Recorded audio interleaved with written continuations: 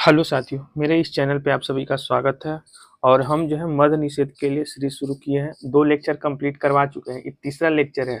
और एक एक भी लेक्चर आप छोड़िएगा नहीं, क्योंकि जो भी हम करवाते हैं वो सिर्फ इम्पोर्टेंट और सिलेक्टेड क्वेश्चन का सीरीज होता है। यहाँ से ज़्यादातर क्वेश्चन आपके एग्जाम में डायरेक्ट हिट करेगा। आप लोग गौर कीजिएगा, अगर बिहार एसआई का पीटी का एग्जाम दिए होंगे तो उस टाइम बहुत कुछ आप समझ गए होंगे कि मेरे चैनल पे क्या कुछ मिलता है। तो चलिए शुरू करते हैं। आज का मेरा पहला क्वेश्चन है कि भारतीय मानक समय की याम्योत्तर नहीं गुजरती है। देखिए क्वेश्चन था ना कि मतलब कि सिंपल सा भाषा में कहे तो भारतीय मानक समय जो है ना वो कौन से राज्य से होकर नहीं गुजरती है। क्वेश्चन कुछ ऐसा था। देखिए सबसे पहले तो भारतीय मानक समय यानी इंडियन स्टैंडर्ड टाइम को जो है 82.5 डिग्री पूर्वी देशांतर भी कहते हैं। तो ये फैक्ट याद रखिएगा। और यहाँ पे है कि कौन से राज्य से नहीं गुजरती है, तो हम बता देते हैं कि कौन कौन राज्य से गुजरती है। तो बाकी जो उसके अलावा जो ऑप्शन रहेगा आप आसानी से टिक कर सकते हैं। तो देखिए भारत के 5 राज्यों से होकर के गुजरती है: उत्तर प्रदेश, मध्य प्रदेश, छत्तीसगढ़, ओडिशा, आंध्र प्रदेश। फिर से उत्तर प्रदेश, मध्य प्रदेश, उत्तर प्रदेश, मध्य प्रदेश। तीसरा छत्तीसगढ़, चौथा ओडिशा, पांचवा आंध्र प्रदेश। तो ये 5 राज्यों से होकर के भारतीय मानक समय जो है गुजरती है, जिसको हम 82.5 डिग्री पूर्वी देशांतर भी कहते हैं। अच्छा क्वेश्चन पूछेगा ना कि जो ये भारतीय मानक समय यानी कि जो इंडियन स्टैंडर्ड टाइम है 82.5 डिग्री पूर्वी देशांतर, वो उत्तर प्रदेश के कहाँ से होकर के गुजरती है। तो उत्तर प्रदेश के इलाहाबाद के नैनी, और नैनी नहीं दिखे तो मिर्जापुर होगा। ठीक है, यानी उत्तर प्रदेश के इलाहाबाद के नैनी या मिर्जापुर से होकर के गुजरती है। दोनों में से कुछ भी रहे आप टिक कर लीजिएगा, क्योंकि आप लोग को तो ऐसे भी ऑब्जेक्टिव टाइप क्वेश्चन का आंसर ही देना है, तो ज्यादा कुछ इसमें आसानी से कर सकते हैं। ठीक, अगला क्वेश्चन है कि भारत का जो दक्षिणतम बिंदु है वो कौन सा है। तो देखिए भारत का दक्षिणतम बिंदु इंदिरा पॉइंट है।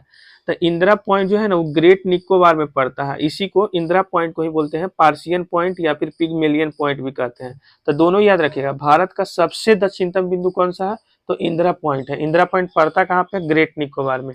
इस इंदिरा पॉइंट को ही दूसरा पार्सियन पॉइंट या फिर पिगमेलियन पॉइंट कहते हैं। हो गया। लेकिन अगर भारत के मुख्य भूमि का दक्षिणतम बिंदु पूछे तो कन्याकुमारी। इन दोनों में अंतर है। भारत का दक्षिणतम बिंदु पूछे तो इंदिरा पॉइंट, और भारत के मुख्य भूमि का दक्षिणतम बिंदु पूछे तो इंदिरा पॉइंट, कन्याकुमारी टिक कीजिएगा। इसके अलावा फैक्ट याद रखिएगा कि भारत के सबसे जो उत्तरी बिंदु है वो कौन है, तो इंदिरा कॉल है। ऐसे याद रखिएगा। देखिए ये है भारत का सबसे दक्षिणतम बिंदु इंदिरा पॉइंट। ये है भारत के मुख्य भूमि का दक्षिणतम पॉइंट जिसको बोलते हैं कन्याकुमारी। भारत के उत्तरी पॉइंट हो गया इंदिरा कॉल। भारत के पूर्वी पॉइंट हो गया, पूर्वी बिंदु हो गया बिलांगू, बलांगू या किविथु, इसी को कहते हैं, जो कि सॉरी गुहार मोती है। ठीक है, भारत के सबसे पूर्वी पॉइंट हो जाएगा बिलांगू या किबुथु, जो कि अरुणाचल प्रदेश में पड़ता है।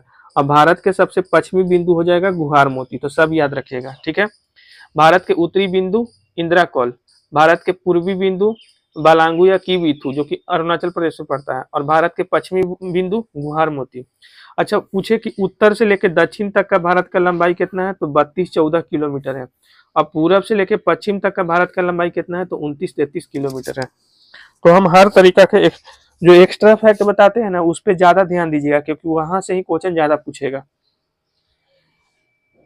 अगला क्वेश्चन है कि बांग्लादेश की सीमा से लगे राज्य भारत के कौन कौन से है। देखिए क्वेश्चन बहुत बार एग्जाम में रिपीट हुआ है। ये जो बांग्लादेश है ना, वो बांग्लादेश से भारत के कौन कौन राज्य सीमा लगाते हैं, तो हम बताते हैं: मेघालय, असम, वेस्ट बंगाल, त्रिपुरा, मिजोरम। मेघालय, असम, वेस्ट बंगाल, त्रिपुरा, मिजोरम, ये 5 राज्य जो है असम से सीमा लगाता है, बांग्लादेश से सीमा लगाता है। और बांग्लादेश से पूरा जो बॉर्डर का जो लंबाई है वो 4096 किलोमीटर है। और बांग्लादेश सबसे ज्यादा जो है भारतीय राज्यों के साथ सीमा लगाती है। तो पूछा जाएगा क्वेश्चन कि बांग्लादेश भारत के कौन कौन राज्य से बॉर्डर लगाता है, तो मेघालय, असम, त्रिपुरा, वेस्ट बंगाल, त्रिपुरा, मिजोरम। कितना लंबाई है, 4096 किलोमीटर। इसके अलावा अफगानिस्तान से पूछ दे तो अफगानिस्तान से केवल एक केंद्र शासित प्रदेश है लद्दाख, वही बॉर्डर लगाता है। ठीक है, अगर पाकिस्तान से पूछ दे तो पाकिस्तान से 3 राज्य और 2 केंद्र शासित प्रदेश बॉर्डर लगाता है। 3 राज्य में गुजरात हो गया, राजस्थान हो गया और पंजाब हो गया। गुजरात, राजस्थान, पंजाब पाकिस्तान के साथ बॉर्डर लगाता है। 2 केंद्र शासित प्रदेश में लद्दाख हो गया और जम्मू कश्मीर हो गया।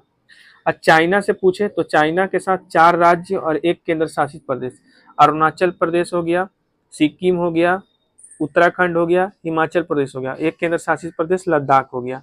तो ये पूरा इसको आप मैप के थ्रू याद कर लीजिएगा। हम करवा दिए हैं मैप पे, तो यहाँ से क्वेश्चन एग्जाम में दिखता है, हर बार दिखता है, इसीलिए मतलब टॉपिक हम करवा रहे हैं।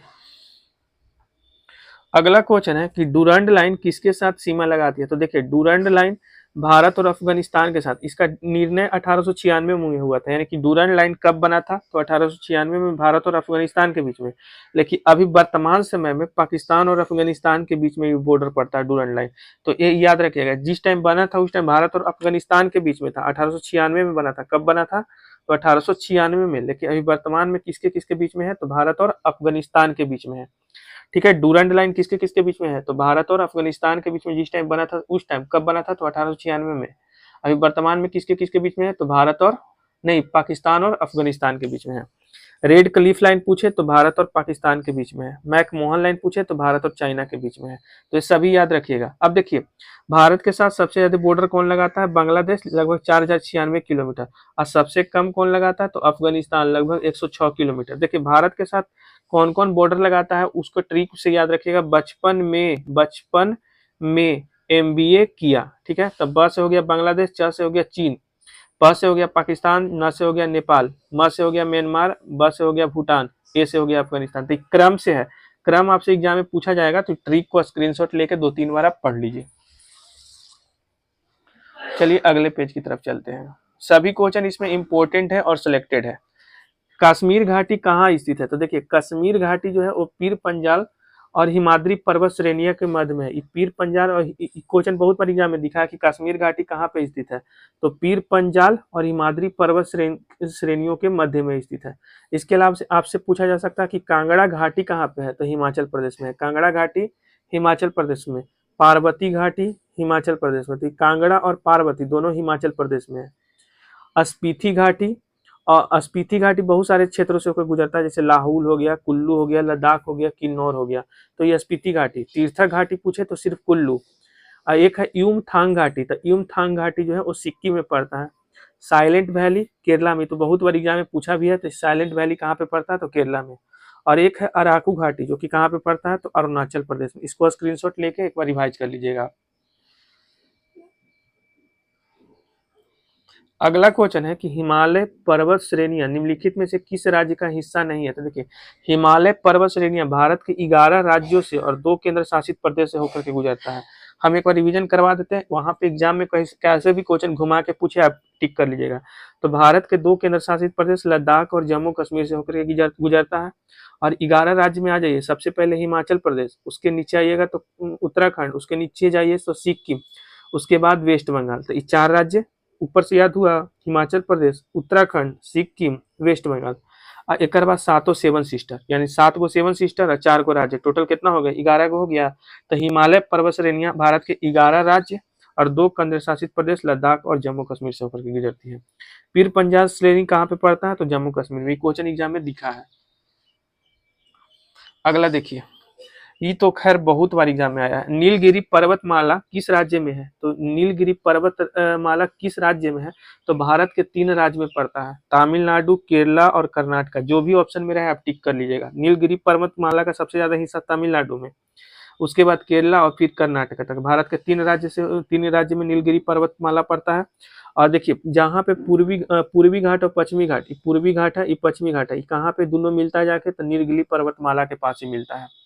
ठीक है, तो ये भी याद रखिएगा, पूर्वी घाट और पश्चिमी घाट कहाँ मिलता है, तो नीलगिरी पर्वतमाला के पास।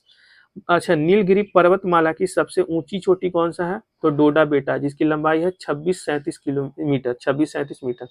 तो नीलगिरी पर्वतमाला की सबसे ऊंची चोटी डोडा बेटा। और यहीं पे एक नीलगिरी पर्वतमाला में ही एक बहुत ही प्रसिद्ध जनजाति पाया जाता है, जिसका नाम है टोडा जनजाति। ठीक है, ये टोडा जनजाति में बहुत पति विवाह बहुत ही पॉपुलर है, तो ये भी फैक्ट याद रखिएगा। और नीलगिरी पर्वतमाला पे एक फेमस पर्यटन स्थल है जिसका नाम है ऊटी तमिलनाडु में पड़ता है, तो ये भी फैक्ट याद रखिएगा। तो नीलगिरी पर्वतमाला की सबसे ऊंची चोटी कौन सा है, डोडा बेटा है।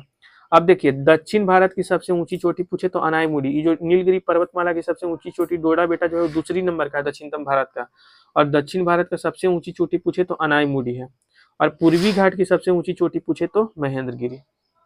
उम्मीद करते हैं आपको वीडियो अच्छा लगा होगा। अच्छा लगा हो तो चैनल को सब्सक्राइब कर लीजिएगा, क्योंकि हर दिन हम 3 से 4 लेक्चर ऐसे ही छोटा छोटा फॉर्म में कंप्लीट करवा देंगे। एग्जाम से पहले पूरा हम सीरीज को कंप्लीट करवा देंगे।